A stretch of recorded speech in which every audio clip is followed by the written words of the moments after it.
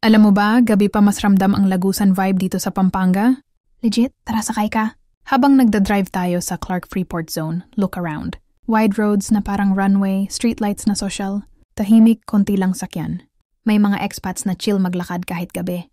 Mga resto bukas pa, naka-fairy lights, pang date night. Aircon sa kotse, tapos may jazz sa speakers. Parang BGC North. Pero don't forget, dati itong US Air Base. Kaya hanggang ngayon, halata ang imported planning. Pero sige, kanan tayo. Labas ng gate, boom. Sapang bato agad.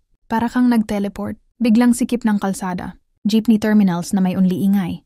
Trike drivers na alert 24/7. Karinderya lights na fluorescent. Mura pero masarap. Mga bata naglalaro sa tabi ng kalsada. Dito nakatira karamihan ng workers ng Clark. Dati pa raw, ito na ang community ng mga local suppliers at service families ng base.